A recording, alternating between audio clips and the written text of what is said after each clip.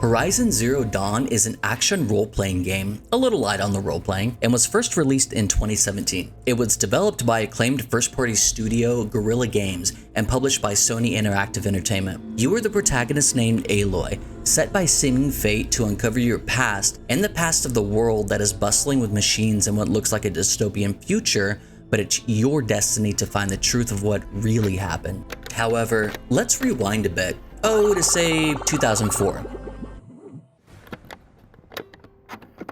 By 2004, Dutch-based Guerrilla Games had already been a newly minted studio with a Sony exclusive title called Killzone. Killzone went on to sell over 1 million copies, even with mixed reviews, but it was good enough for Sony Computer Entertainment to see their worth, and by December of 2005, Sony purchased Guerrilla Games Studios. Fast forward a few years to 2009, and the outrageous price of the PS3 is still, well, outrageous. The 20 gigabyte PlayStation 3 will retail for $499 US and 549 Canadian dollars.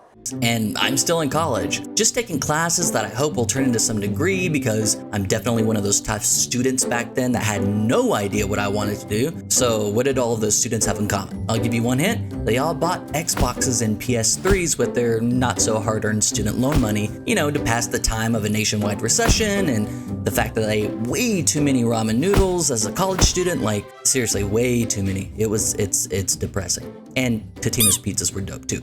But to be fair, I bought the PS3 in hopes of playing Final Fantasy 13 because I was so stoked for that game. Now mind you, I bought the PS3 the day it came out back in like 2006. So there were so many rumors flying that Final Fantasy 13 was in development and that, we would see it soon, so I was really excited. Well, unfortunately for me, that quote soon would not be for another 3 years, and let me tell you, that was not worth the wait. Holy shit, I did not like that game. But one game I did very much enjoy was Killzone 2. Killzone 2, an exclusive Sony title from Guerrilla Games, was released worldwide in February of 2009, and it was a fantastic and visually gorgeous first-person shooter. Modern Warfare had just rebranded itself and was coming out with Modern Warfare 2, so the first-person shooter genre had a lot of competition, but I really did like Killzone 2. However, one thing that always irked me with the game was that lack of special, something. I could never really put my finger on it, and to this day, without going back and playing the game, I'm not sure I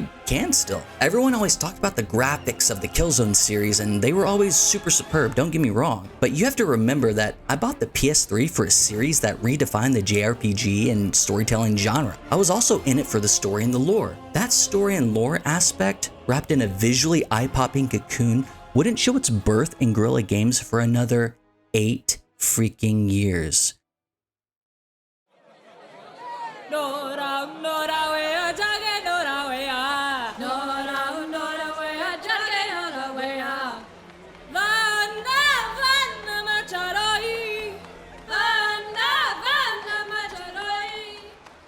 Okay, to be fair, this is a PC review and the port didn't come out until 2020, and I didn't play it until the end of 2021 and beginning of 2022, so really we're talking way more than 8 years. But regardless, I am happy to say that I have completed another Guerrilla Games title, and I'm super excited to talk about it.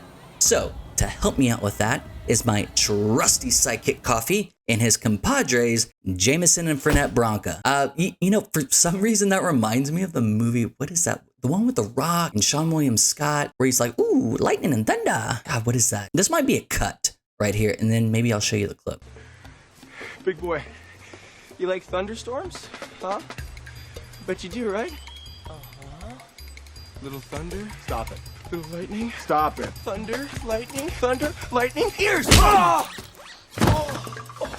You done beating me up? Let's go. Okay, wow, that was completely pointless, but now you know what I'm talking about. So, minor spoilers ahead, as I will be talking about the first part of the game and showing you different locations that you can reach by the first third. So we start off our adventure as a young Aloy, learning that we are an outcast from our tribe as told by our guardian named Rost. Everything in the beginning of this game is so small and dedicated, it's super cool. The sense of scale is vast in terms of scope and possibilities, but we only get the beginning glimpse of a small tribe of people called the Nora, which we're from. From the get-go, the characters created here are insanely polished. Everything looks so familiar, yet at the same time very, very unique and very peculiar. On the technical side of things, you can choose from from a decently wide range of settings, including HDR rendering, VSync, FPS limit, field of view, and various upscale methods. I chose to play with my graphics card on Ultra with motion blur off because that shit sucks, and I have an RTX 2060 Super because who the fuck can find a graphics card these days? Definitely not me. Thanks a lot, scalpers. When you first take control of Aloy, she's a kid in a cave of the old ones, or ancients as they call them in the game. The controls from the beginning are really slippery, and I had to adjust my sensitivity and just kind of get used to them. Young Aloy ends up finding a focus, which lets her see into the past of the old world and gives specific data points on the map throughout the game. You'll use this, as with most games,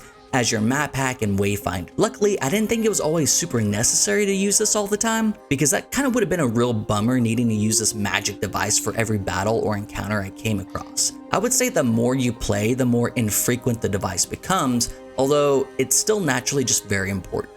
After a brief and very informative tutorial, you emerge as an adult Aloy, boom, ready to conquer the world. And as a disclaimer, I never knew there was such a controversy about this next topic, but to be fair, I do think it's blown out of proportion by a vocal minority. But hey, you know, I wrote it down in my notes, and here we go because I need to talk about it. So I have to say that I really do appreciate that Aloy isn't some like super gorgeous character, and I'm not sure why.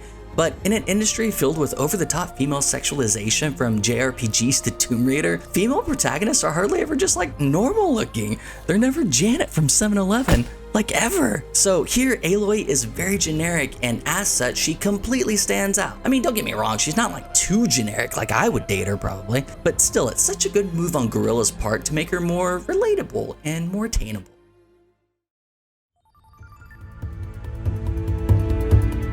You start to learn more about your surroundings as adult Aloy and the Nora tribe that you're from, and even a bit of your backstory. You get thrown out into the wilderness of the Nora hunting grounds within the Embrace, and this is basically your open world training wheels at play here. It's so nice. Right off the bat, controlling adult Aloy is just as slippery and freaking awkward as young Aloy. This is really just something that you're gonna have to get used to.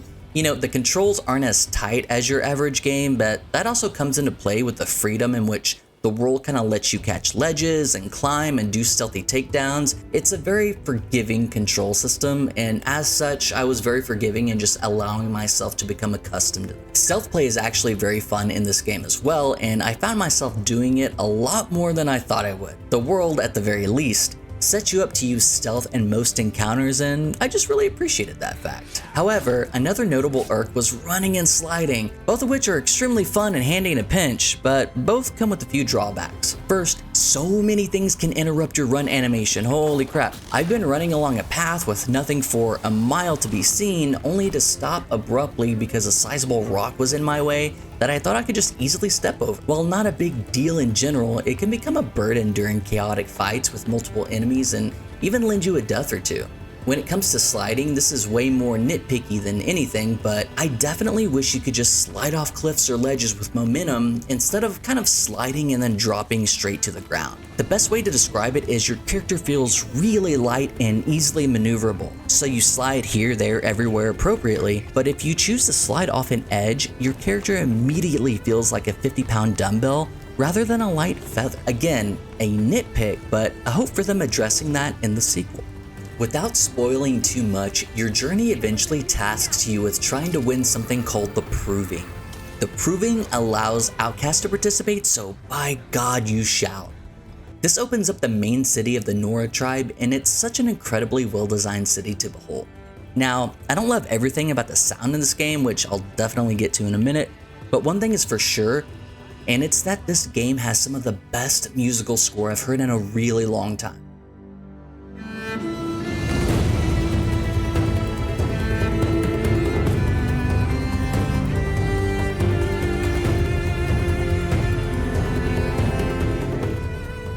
Not only that, but the ambiance along with the sights of any city or tribe within the game all flows really good and synergistically. There will be townsfolk singing an ancient hymn passed down for generations, while others chat about the latest machine attack next to a flickering fire. There will be sneers and jeers at the beginning, and as you make your way and influence people's lives within the world, you'll instead start to hear praise and joyful prayers.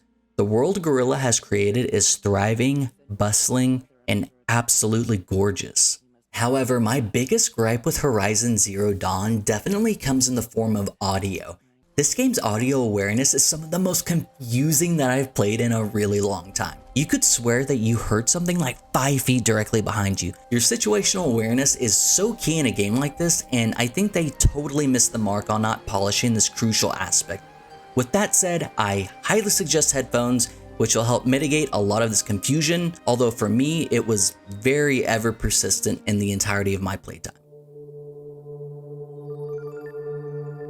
Alright, once you prove yourself in the proving, the story and world open up and the training wheels come off, baby. Okay, around level 10, the world of Horizon lays before you in all of its painterly-like wonder. The map's fog of war shows just how much ground there is to cover, and the world is sprawling with a multitude of things to do, from taking out bandit camps to finding vantage points of interest, side quests you'll stumble upon, city to city, over 40 skills to acquire and tinker with, collectibles to track down, and tons of secrets to uncover that I didn't even finish myself. Safe to say that there is a ton to do, and one hint that I'll give you is that while some quests are a little boring and others are actually really well written and fun, I suggest doing the majority of them that you come across because they definitely pay off in the end. So combat in the open world is fast-paced and damn fluid. Icons and indicators don't clog up too much of the interface, and you always feel like you're on your back foot in multi-enemy engagements. There's always someone or something behind you that you need to dodge right before or right after you fire or knock that arrow from your quiver, and really it's up to you to decide whether you fire the arrow and take all the damage and make it a 1v1 fight, or dodge all damage and head for the high ground to try to take advantage of your enemies. All enemies have a weakness, and when you're fighting a ravenous cavalcade of angry red-eyed machines, you kind of start to understand why you have so many different freaking weapons to choose from. You can ultimately choose from around 10 to 12 weapons that you cycle in groups of 4 a la carte style. Each come with their own benefits and cons, from long-range sharpshooting arrows to the stealthy trap-setting tripcaster, my personal fave, and all the way to your in-your-face John Cena people shredder of the Rattler. Hey, by the way, have you seen his new show, Peacekeeper? It's actually pretty cool. You should check it out. The weapons are so damn fun and easy to use in combat that coming across a new weapon from a vendor makes you squeal like a little schoolgirl because you're so excited to go grind out that weapon and just kind of test it out on anything. It's freaking fantastic.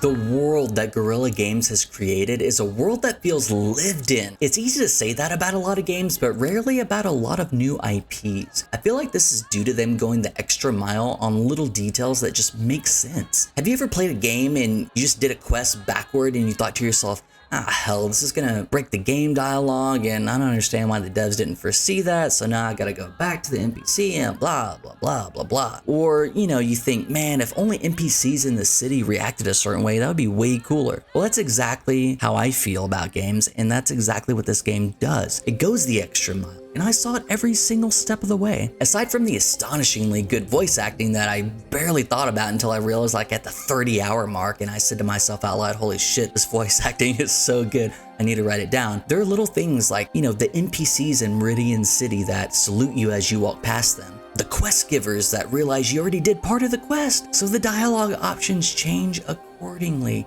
Simple things.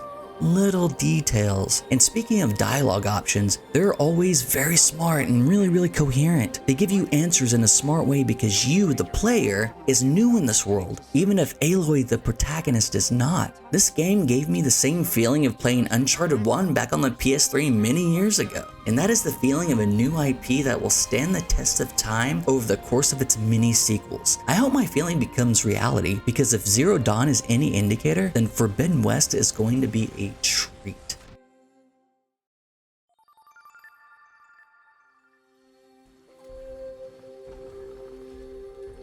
So in conclusion, there are some small lingering issues that I found in over my roughly 50 hours of playtime with Horizon Zero Dawn. Pop-in issues were definitely a thing that I noticed here and there. You'd feel some heavy stutters in major cities or new towns that you come across, and overall loading times were just really piss poor in comparison to other AAA titles ported over to the PC. Also, my mixed bag of what ifs came into play, like what if this game had more role-playing elements? That would be super cool. Or what if you could do XYZ to your weapon to modify it more to be more of a badass? What if Aloy was hot? But hey, the fuck of it? none of that really mattered to me. Sure, it's noticeable and sometimes it's really noticeable, like the stuttering, but truly I did not care. The world immersion, the voice acting, the story, that even though I partly figured it out halfway through the damn thing, still manages to pull off a noteworthy climax that the porn industry would be proud of. That's a game worth writing a scripted review about. That's a game worth starting a new Save Plus for. If you've seen the sequel to Horizon on the Game Awards show or snippets in social media, and you were just kind of curious about the PC port, definitely give this game a shot. All of my friends told me to play this shit like 4 or 5 years ago, and while I probably should have back then, it's been just really nice playing a AAA title post 2020 that doesn't like fuck you over, or ask for more money, or is like, hey, check out my new update, it's an NFT, buy me. It's like, all that stuff is so bullshit. This is just a solid game with a solid story that's executed to near perfection. So truly, thank you to Guerrilla Games for the start of another beloved IP franchise, and one that I'll be happy to play again and again, and pray to God that Forbidden West is just as amazing.